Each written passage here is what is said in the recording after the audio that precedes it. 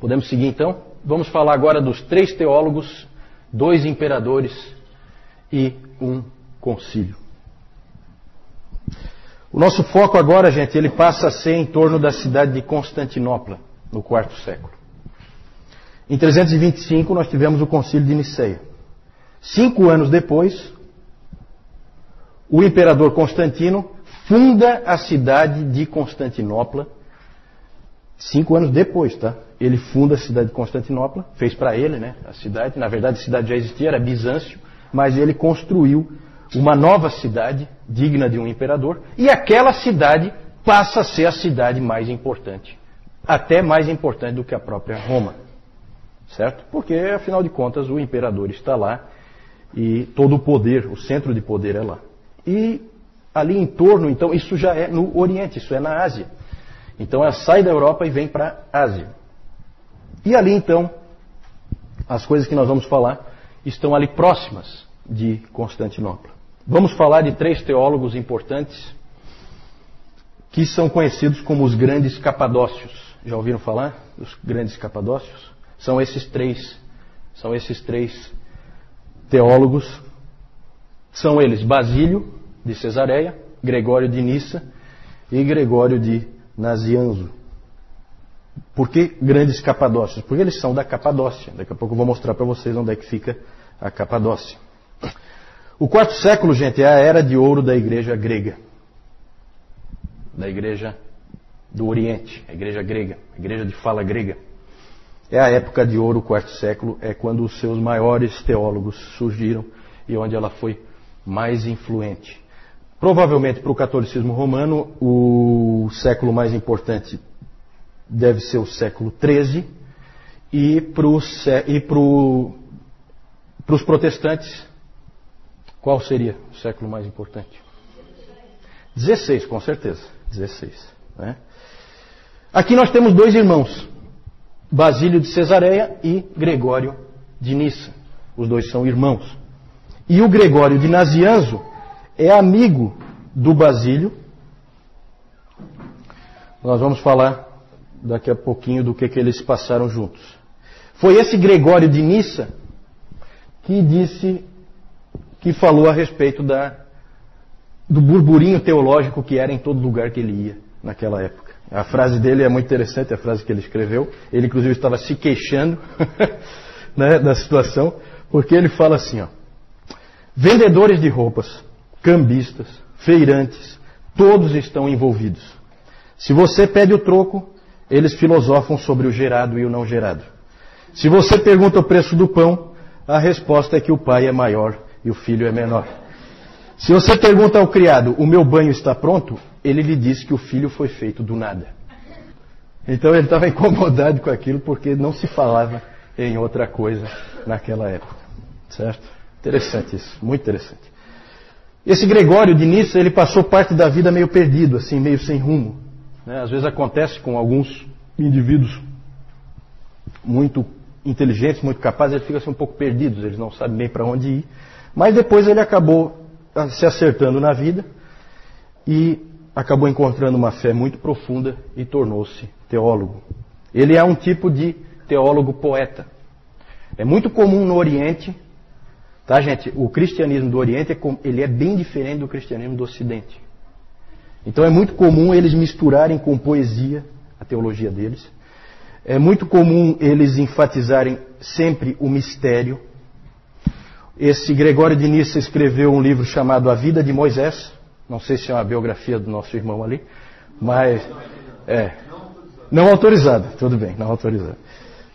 A Vida de Moisés, e ali ele escreve uma frase que só para vocês terem como exemplo, ele põe uma frase assim, ó: Moisés penetrou a escuridão e então viu a Deus nela.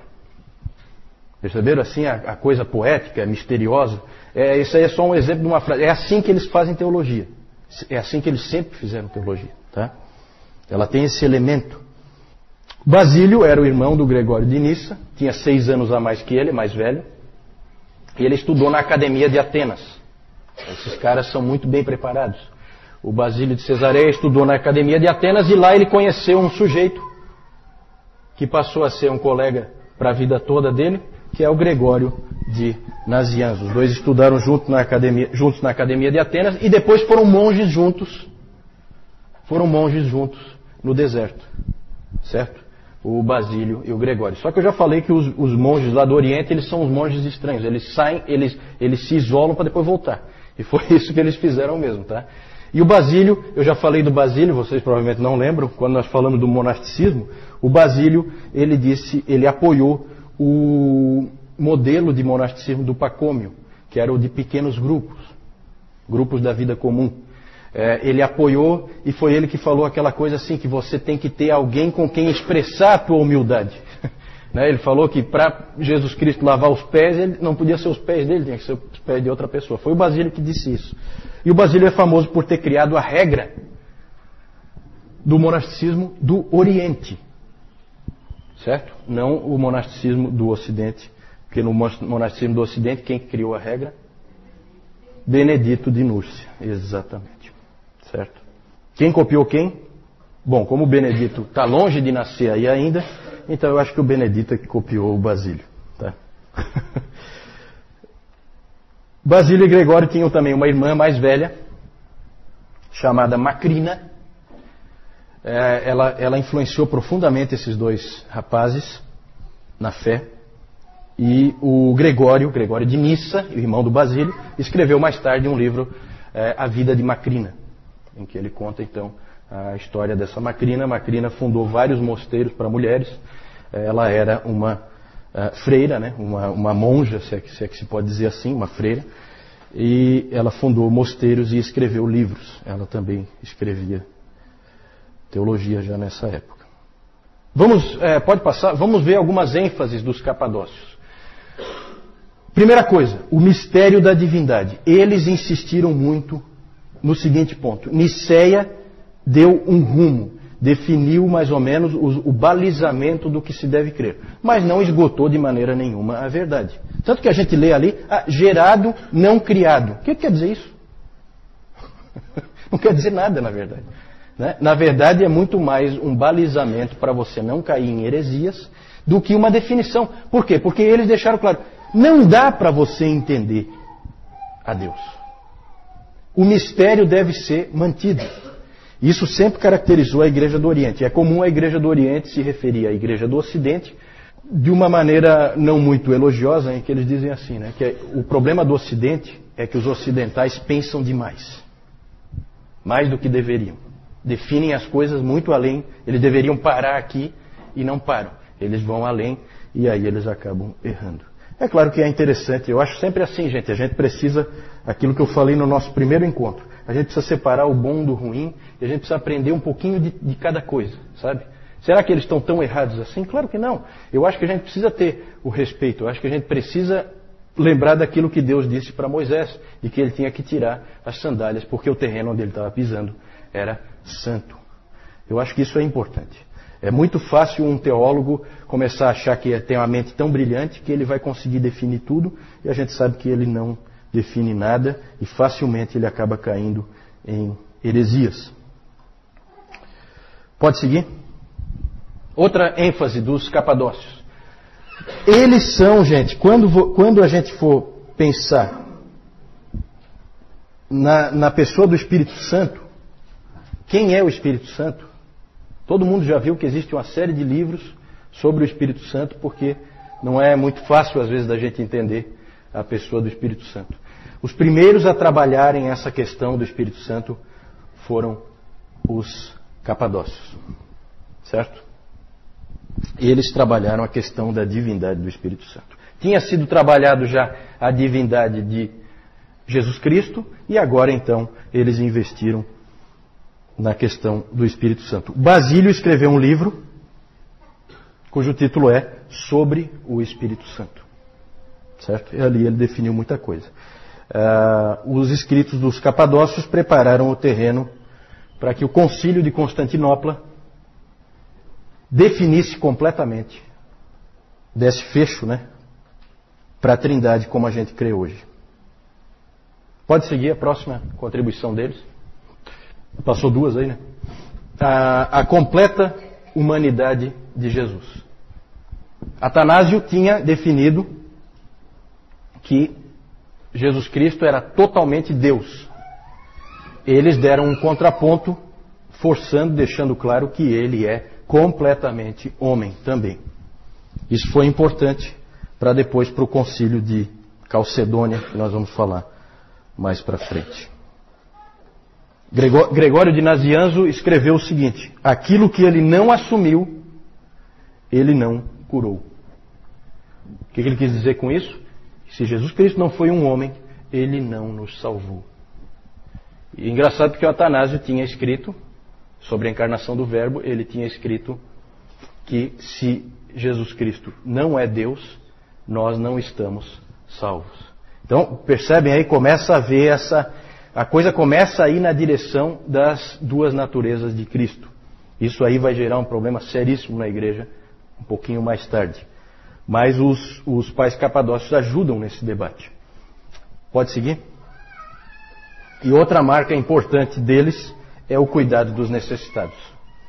Nisso aí nós temos que lembrar sempre de Basílio. Basílio é conhecido como Basílio o Grande. Na história, gente, um monte de gente é o Grande. Certo? O Constantino o Grande. O Papa Leão I o Grande. Gregório o Grande. Certo? Um monte de gente é o Grande. Quem deu esse nome, o Grande? Quem? Eles mesmos? Não, né? Os historiadores, né? Os historiadores dizem, não, esse aqui é o Grande. Basílio foi diferente. Ele era chamado de Basílio o Grande pelos pobres e necessitados. Porque eles diziam, esse é um grande homem. O Basílio, ele fez muito, mas muito mesmo, pelos necessitados de Cesareia, onde ele era bispo. Ele foi bispo de Cesareia. Ele fundou hospitais, orfanatos e abrigos para as pessoas necessitadas. Ali com Basílio começa essa coisa que a igreja sempre teve de investir nesse tipo de instituição, né? Hospitais, orfanatos, amparar os necessitados, amparar os que precisam. Houve tempo em que o Estado não fazia absolutamente nada nesse sentido. Quem fazia era a igreja. Hoje a maioria das igrejas faz pouco isso, porque o Estado já ampara os necessitados normalmente. E aí a gente acabou perdendo uma bela oportunidade de testemunho em função disso. Pode seguir? Só lembrando que o Gregório de Nazianzo escreveu um livro sobre o amor aos pobres. É impressionante, gente, como esse pessoal escrevia livros, tá? A produção literária deles é uma coisa que realmente assombra. Eu não sei, e vocês imaginam como eles escreviam, né? Não tem a canetinha Bic, muito menos um processador de texto, uma coisa assim, né? Não era fácil, mas eles produzem muito. Sobre o amor aos pobres, o livro do Gregório de Nazianzo. Então esses eram os capadócios, vejam que eram homens importantíssimos, foram importantíssimos na história da igreja, marcaram muitas posições que depois foram usadas por outros. É sempre assim, tá? A história da igreja é sempre assim. Um constrói em cima do que o outro já estabeleceu. Pode ver que isso é bem claro. Vamos falar... Aí agora essa parte aí eu não vou gostar muito, não. Essa parte aí eu até tinha pensado em tirar, mas sou obrigado a falar, não tem jeito. O momento histórico aí exige.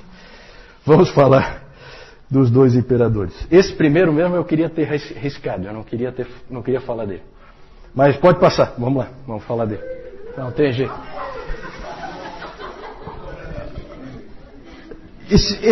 Esse cara aí, ele dá uma raiva. Tem gente que está descontando lá. Tem gente feliz. A vingança é um prato que se come frio, né? Mas Mas esse aí eu acho que é o único imperador em que nunca se diz o nome dele sem falar um qualificativo, né? De todos os imperadores é o único que nunca é dito o nome dele sem falar o qualificativo, é esse aí, certo? sempre o nome dele é dito Juliano o Apóstata. Sempre. Tá? E isso aí não é muito bom. Vamos falar então desse Juliano aí. É interessante o que aconteceu. Em 337, vejam que ainda estamos aí no quarto século, na primeira metade do quarto século. Em 337, morre o imperador Constantino. Constantino tem 3 filhos. Qual deles quer ser imperador? Quem? Qual deles quer ser imperador? Todos os 3. Né? Todos os 3. Os 3 querem ser imperadores. E por um tempo o império teve 3 imperadores. Que aí eles ficam brigando, né? Sabe como é que é? No fim, Constâncio, um dos filhos, acabou prevalecendo. Ele morre em 361 e aí ele é sucedido por um parente seu, um primo, que é o Juliano. Vem logo depois do Constâncio. Juliano nasceu em uma família cristã, foi criado como cristão, mas com 20 anos de idade ele renunciou à fé. Daí o nome dele, o apóstata. Ele, na verdade, se converteu do cristianismo ao paganismo. Como é que pode acontecer uma conversão desse tipo? Bom, um historiador argumenta que toda a família de Juliano foi morta pelos 3 filhos de Constantino, que eram cristãos, nominais, pelo menos, né? Porque na briga pelo trono, a família do Juliano tinha também uma certa possibilidade de reclamar o trono, e então a família toda foi dizimada pelos 3 filhos do Constantino. E aí havia uma enorme incoerência entre a fé professada por aqueles homens e o comportamento deles. Que é o pior possível, né? Nós falamos já do problema que é a entrada do Império Romano na Igreja, que aí virou realmente essa coisa de nominalismo, né? Cristãos nominais. E o importante, para a gente não ficar aí chateado de que os cristãos fizeram uma barbaridade dessa, dizimaram a família dele toda, o que se sabe é que Juliano só não foi morto porque um grupo de cristãos, aí é o contraponto, preservou a vida do pequeno menino para que ele não fosse morto. Ele depois, quando ele assumiu então o império em 361, ele fez absolutamente de tudo para varrer o cristianismo do mapa. Essa era a ambição dele. Ele queria fazer com que o Império Romano voltasse aos tempos gloriosos, né, em que ele era pagão e adorava os antigos deuses do panteão grego. Ele chamava os cristãos de galileus ímpios. Esse era o nome que ele usava. Ele disse uma vez que o único problema que ele achava para acabar com a influência dos cristãos e fazer com que eles desaparecessem era que eles investiam demais em boas obras. Faziam coisas muito boas na sociedade e isso gerava dificuldade para ele. Inclusive ele disse o seguinte: eles cuidam não só dos pobres deles, mas dos nossos também. Então isso aí incomodava ele, incomodava profundamente. Vejam a igreja sempre testemunhando, né, no cuidado dos pobres e necessitados. Na providência de Deus, gente, o governo dele durou pouquíssimo, só 2 anos. Ainda bem, Deus deu um jeito de matá-lo logo, né? Ele só reinou 2 anos. Morreu em batalha contra os persas. Lembra que eu já falei que os persas eram a grande ameaça, os grandes inimigos no Oriente, né, do Império Romano. Por isso que a capital foi para Constantinopla, né, foi para o Oriente, porque os persas estavam logo ali. E se diz que as últimas palavras dele, quando ele foi ferido mortalmente em batalha contra os persas, foram as seguintes: tu venceste, ó Galileu. E de fato o Galileu tinha vencido, né? Quem é Juliano para afrontar o Senhor Jesus Cristo? Depois disso, com a morte de Juliano, o império voltou a proteger o cristianismo, tudo voltou a ser como era antes. Por isso que ele é tão marcante, porque é só ele tentou fazer isso, mais ninguém. Depois já voltou tudo ao que era antes com Constantino. Precisamos falar ainda, pode passar, de um outro imperador dessa época. Houve mais imperadores, tá? É que esses aí são marcantes. Esse Teodósio, ele é muito importante pelo seguinte. Ele se tornou imperador em 379 e a grande mudança que ele introduziu é que ele tornou o cristianismo a religião oficial do Império Romano. Isso Constantino não tinha feito. Ele apoiou o cristianismo e tal, mas não era a religião oficial do Império. O Teodósio colocou como religião oficial do Império. O que isso implica? Implica em perseguição a todos os outros. Porque o Império só vai aceitar esta religião daqui para frente. Então, gente, olha que interessante. Começa a haver perseguição aos pagãos. Os templos pagãos começaram a ser destruídos. O Teodósio botou abaixo mesmo. E ele também estabeleceu leis contra heresias. Porque não é só que você tem que ser cristão para viver no Império. Você tem que ser cristão ortodoxo. Se você tiver uma heresia lá, você crê em alguma coisa que não seja da ortodoxia, também é punido. Certo? E aí começa uma coisa que ficou conhecida como a cristandade. Já ouviram falar da cristandade? O que é a cristandade? Estado e igreja unidos, uma coisa só, andando juntos. Isso aí, gente, durou até a Reforma e depois da Reforma ainda, igreja e Estado andando juntos. Começou aí com o Teodósio.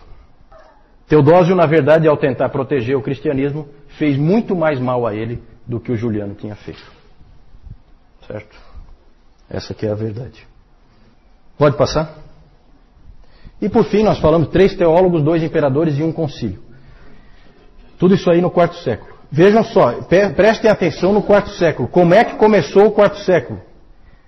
Em 303, começa a pior perseguição que já houve contra os cristãos. Como é que termina o 4º século? O cristianismo é a religião oficial do Império Romano.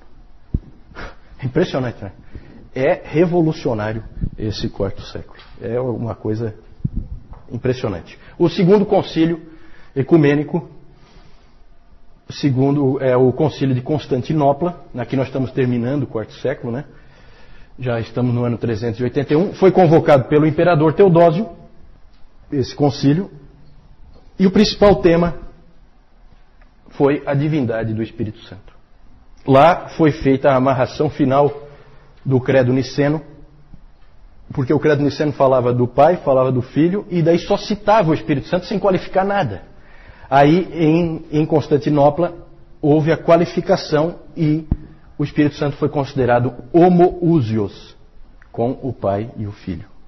Certo? Vocês que já estão aí feras em grego, vocês sabem o que isso significa. De mesma substância que o Pai e o Filho.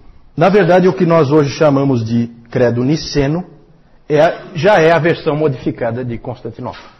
Certo? Então, quando se fala o credo niceno já é a versão de Constantinopla, porque ali houve, na verdade, um acerto. Ok, podemos seguir? Aqui vou mostrar para vocês, então, Capadócia, na Ásia Menor. Ásia Menor é essa ponta aqui, né, da Ásia. Aqui é a Capadócia. Onde está Constantinopla? Constantinopla sempre é o ponto é uma ponta, né? É a ligação Ásia e Europa. Ali existe uma ponta em que a Ásia e a Europa se ligam, né? Por isso que é estratégico. Você fica ali, você protege toda a Europa de quem vem daqui, certo? Que seriam os persas, né? Os persas vêm, acho que daqui, né? Isso. Pode passar? Aí os teólogos, o Basílio, Gregório de Nissa, os dois são irmãos, Basílio 6 anos mais velho que o Gregório, e o Gregório de Nazianzo, amigo do Basílio. Pode passar? Os 2 imperadores aí, o feioso lá, ó, Juliano o Apóstata, e o mais feio ainda, Teodósio I, né, são os dois imperadores importantes aí, além de Constantino, é claro, no quarto século. Pode passar. Aí só para mostrar para vocês Constantinopla. Aqui é o Estreito de Bósforo, né? Para lá é o Mar Negro e aqui é o Mar Mediterrâneo. O Estreito de Bósforo liga os dois e aqui fica Constantinopla. Lá tem um mapa, lá mostra vários muros de proteção, vários muros. Cada imperador que assumia lá construía mais um muro, né? Porque o muro dá uma certa vantagem na hora de uma guerra, né? E então vocês veem aqui como é próximo. Aqui é Europa e aqui é Ásia, né? Certo? Pode passar?